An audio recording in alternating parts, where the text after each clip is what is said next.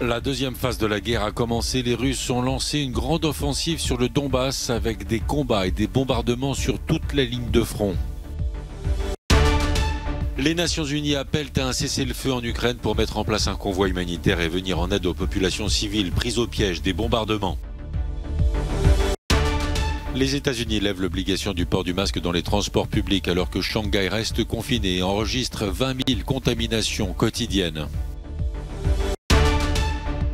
Emmanuel Macron, Marine Le Pen, les deux candidats sont dans la dernière ligne droite avec le débat mercredi, moment attendu de fin de campagne.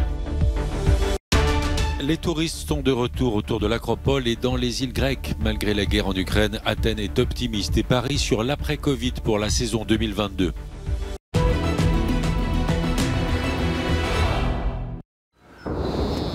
L'artillerie russe pilonne avec une intensité inédite les villes du Donbass où des combats ont lieu dans plusieurs agglomérations sur toute la ligne de front.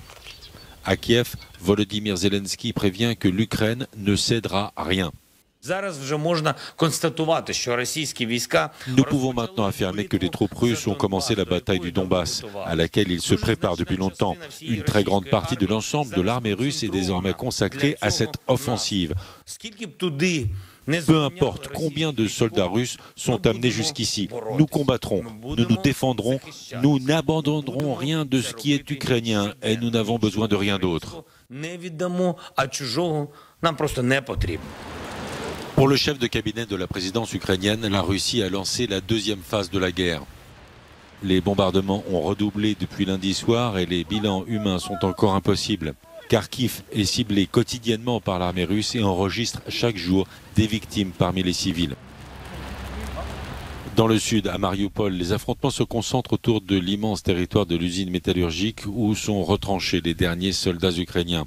1 millier de civils, des femmes, des enfants et des personnes âgées sont également réfugiés dans les souterrains de l'usine.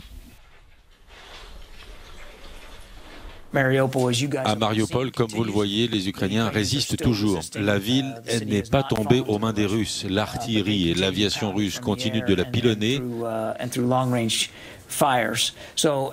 Ces derniers jours, les Russes font ce que nous appelons du façonnage. Ils essaient de créer les conditions pour des manœuvres terrestres plus agressives, plus manifestes et plus importantes dans le Donbass.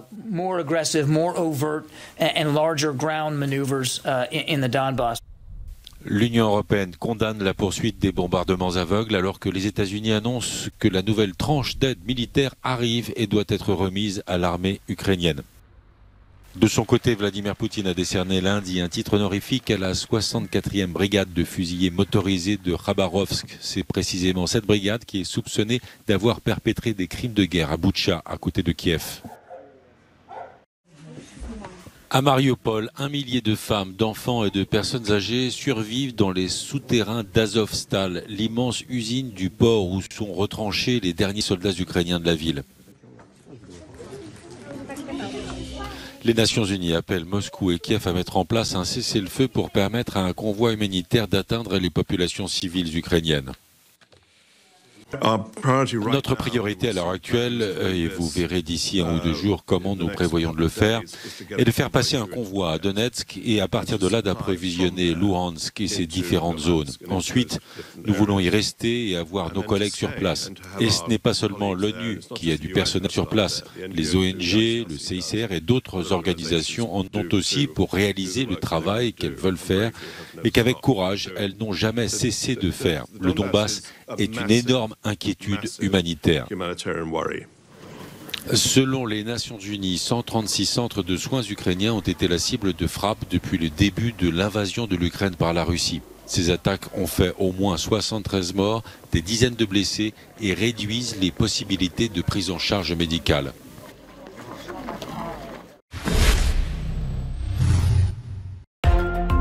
En Afrique du Sud, le président Cyril Ramaphosa a déclaré hier soir l'état de catastrophe nationale après les pires inondations jamais enregistrées dans l'état du KwaZulu-Natal à l'est du pays. Le président sud-africain a promis un vaste plan d'aide et de reconstruction. Les violentes inondations de ces derniers jours ont fait au moins 443 victimes. Représailles contre le Hamas à Gaza. Ce matin, l'armée israélienne a mené des frappes aériennes sur un dépôt d'armes dans l'enclave palestinienne. Ce nouveau regain de tension n'aurait pas fait de victimes. Cette opération militaire intervient après un week-end de violence sur les lieux saints à Jérusalem et après une série d'attaques terroristes ces dernières semaines.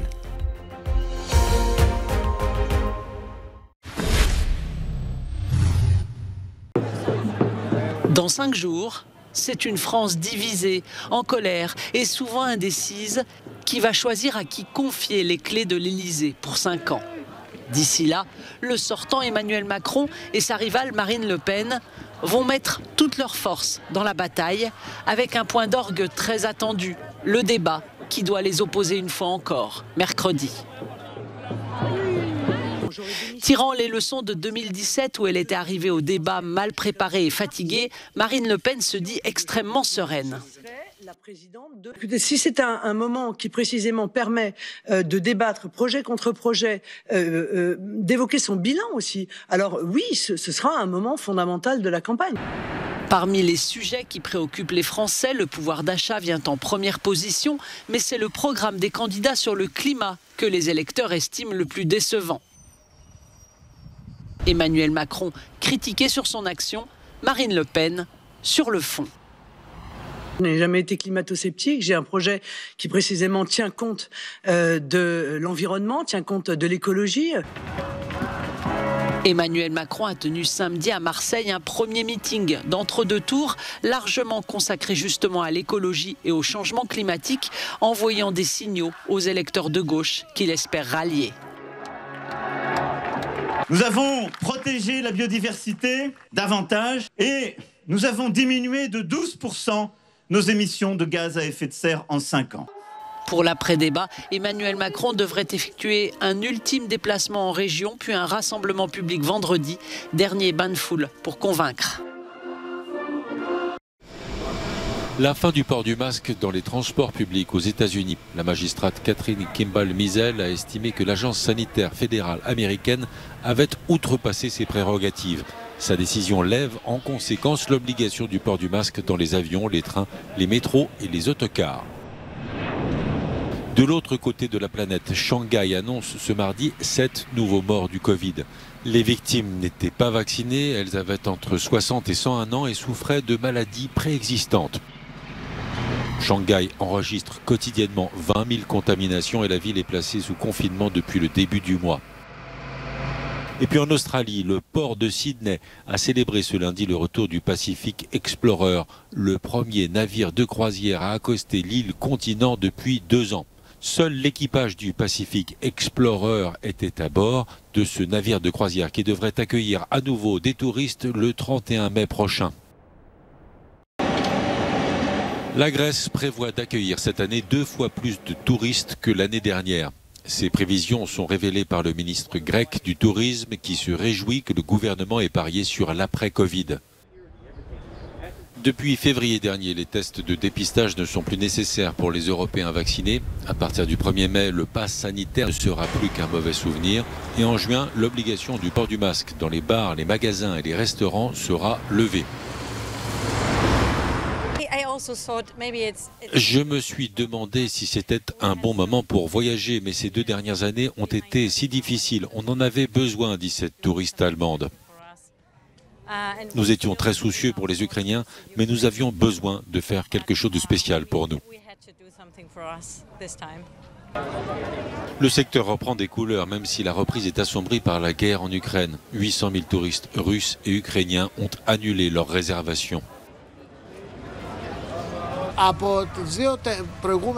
Après 2 saisons proches de zéro, on espère que celle-ci sera meilleure. Les premiers signes sont bons, mais personne ne peut savoir comment ça va se passer. On espère que la saison sera meilleure que l'année dernière. On a bien démarré, mais avec la guerre et la hausse des prix, ça cale un peu maintenant. Le tourisme représente 25% du PIB du pays et avant la pandémie, la Grèce avait accueilli 33 millions de touristes en 2019.